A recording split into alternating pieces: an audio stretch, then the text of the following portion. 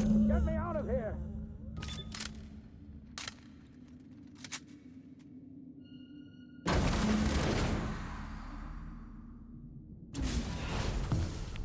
You don't know how glad I am to see you. You did the right thing. Akande was a monster. Her death was much deserved, and long overdue.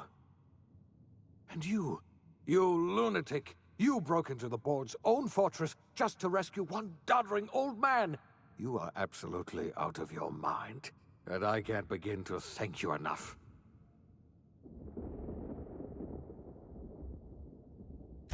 I'm all right, thanks to you. Akande wanted my cooperation. I'm quite sure she would have beaten it out of me if you hadn't arrived. You've broken the board's stranglehold on this colony, and you saved my life. But there's still so much we have yet to accomplish. You and I are going to have to work harder than ever to save Halcyon. I'm afraid the situation is far worse than any of us ever anticipated.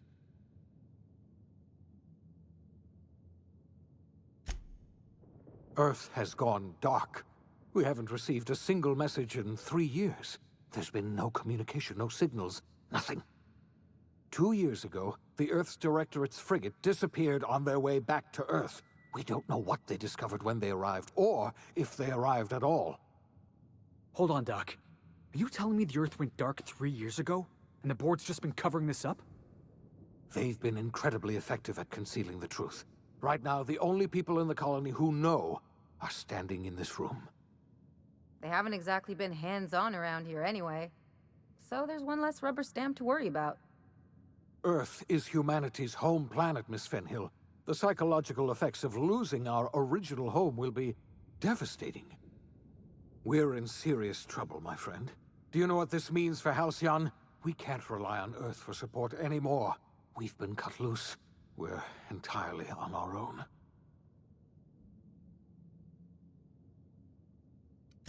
Yeah. I don't know what happened, but something must have gone horribly wrong. I don't know why Earth's gone silent. I don't even know if Earth exists anymore. We have no connection back to Earth, and return is likely impossible. We're completely alone out here. I heard it from Akande herself. She tried to pressure me into joining her side, you see. Tried to make me realize that all hope is lost, and that we are alone. She was half right. We are alone, and we're going to have to fend for ourselves, because there's no telling what's happened to Earth. You might have heard of the Earth Directorate's frigate. Half the colony's entire military was on that ship. They were returning to Earth when they vanished without a trace. That was 2 years ago. We haven't heard a word from them since. Whatever happened to Earth likely happened to them. Yes, Akande mentioned as much. Earth hasn't sent us a... Akande had kept the truth to herself, perhaps with good reason. Can you imagine what would have happened if word got out? We'd have utter pandemonium.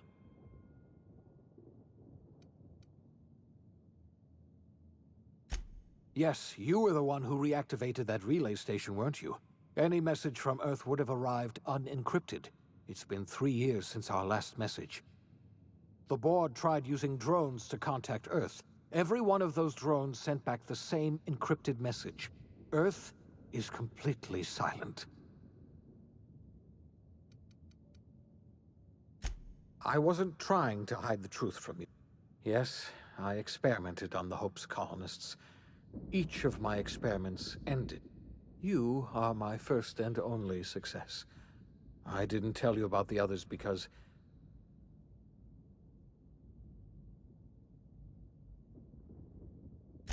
Thank you. My apologies. If you have any more questions... Yes, we do.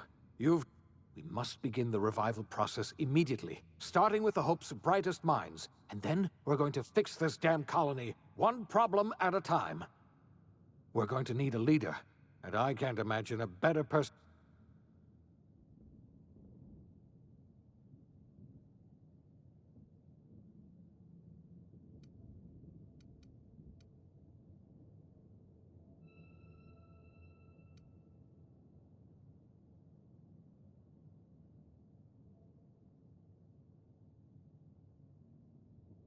When I revived you, I thought you were going to help me save this colony. I had our roles reversed, you see. You're the one who's going to say, you're the best thing to ever happen to Halcyon. If you want to take it upon yourself to lead this... We're not a colony any longer, are we? Our last connection to Earth has been severed, and so we have been set free. Our future is uncertain, and...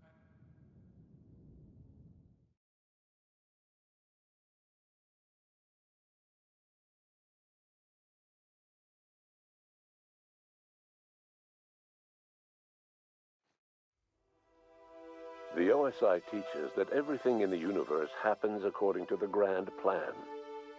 But the stranger that arrived in Halcyon was an unplanned variable.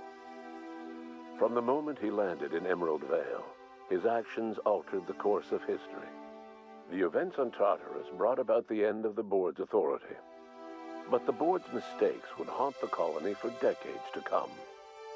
The damage they left behind would require the work of a generation to repair. Dr. Phineas Wells began reviving a handful of the Hope's colonists.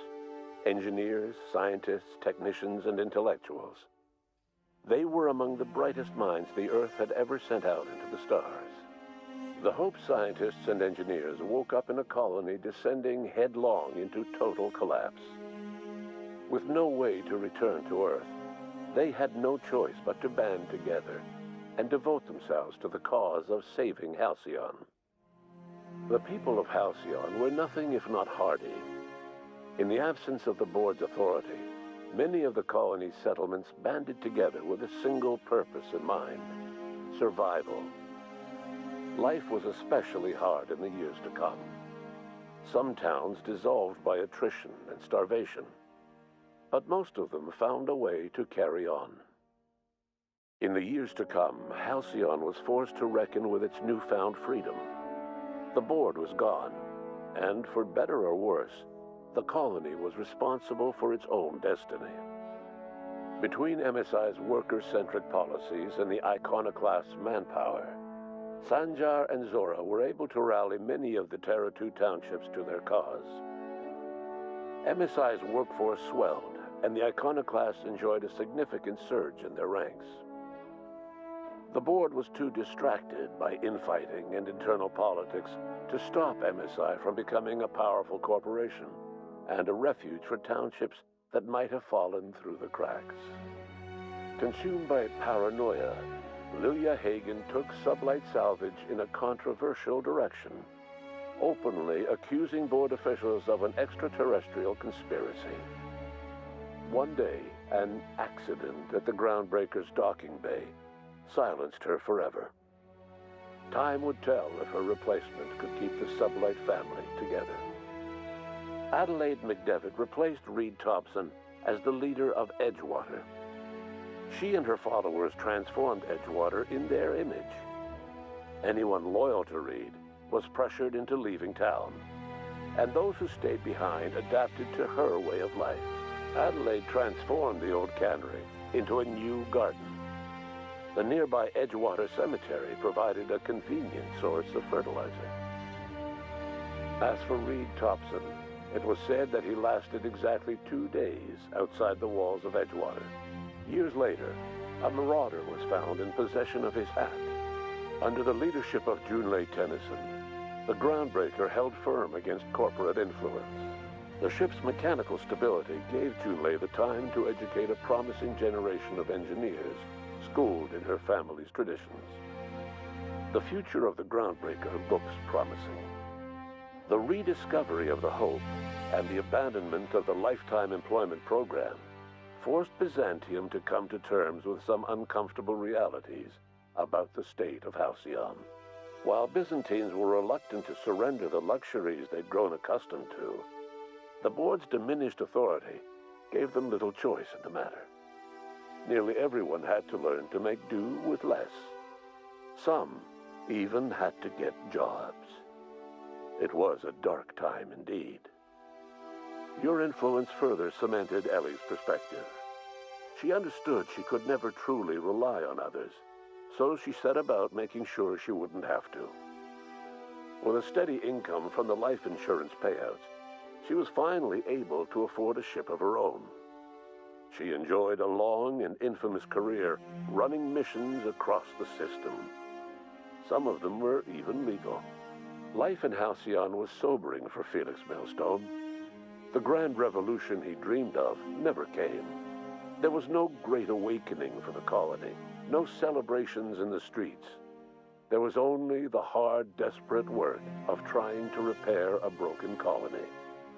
Felix never had a head for numbers, but if there was labor to be done, he was there to help.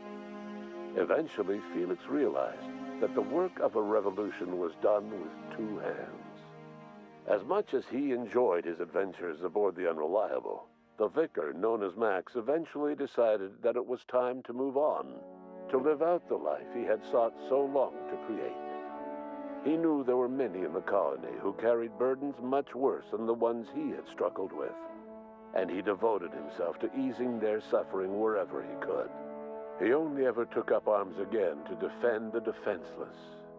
Unshackled from a lifetime of striving and fighting the universe and himself, Vicar Maximilian de Soto was finally at peace.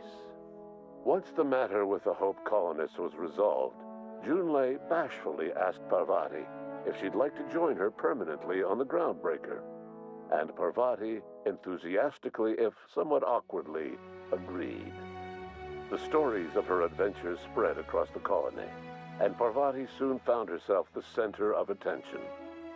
Having served as the engineer of a renowned spacecraft, tramp freighters and wildcat miners sought her out by name, and in no time, she was a fixture in the Groundbreaker's mechanical ecosystem.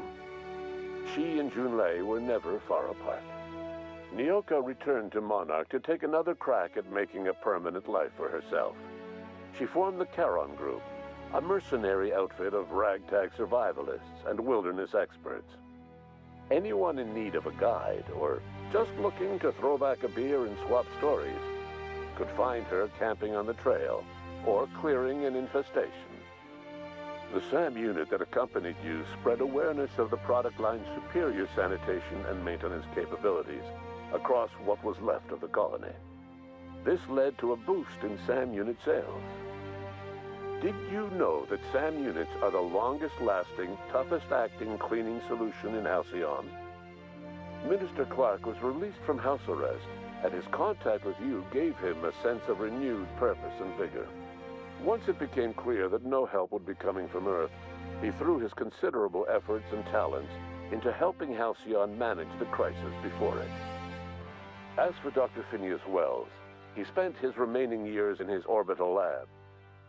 He eventually came to terms with his own past and was able to forgive the mistakes of his younger self by devoting his remaining years to serving the colony. Dr. Wells was able to revive many more scientists and engineers than he first expected, thanks to the additional batch of chemicals you stole from the Ministry. Wells never forgot about the human lives that were lost in acquiring these chemicals. In the end, Dr. Wells was able to save every scientist and engineer aboard the Hope. Over the next decade, nearly all of the Hope's remaining colonists were successfully revived. Halcyon saw a period of rapid technological and scientific advancement. Breakthroughs in dietary supplements saved the colony from starvation. Geoengineering projects and social reforms began to change the structure and character of the colony. Dr. Wells laid the groundwork for the project to save the colony, but he would never live to see the fruits of his labor. He passed away a few years later. His work was carried on by the scientists and engineers he revived. Today, Halcyon has stabilized. The people of the colony work hard to adapt to their new circumstances. Nearby colonies send aid and supplies. Life will never be easy in Halcyon, but for the first time in its history, there exists a sense of real, genuine hope about the future. And what about you, the unplanned variable in the history of Halcyon? Long after Wells passed away, you carried on his work with more energy, determination, and brilliance than he could ever muster. The years that followed were hard, but Halcyon survived by the efforts of the Hope's most promising colonists. the greatest of which was you. No one knows what's happened to Earth, and no one knows what the future has in store for Halcyon. All we know for certain is this: the name of the Unreliable and that of its intrepid captain will remain the subject of countless stories for years to come.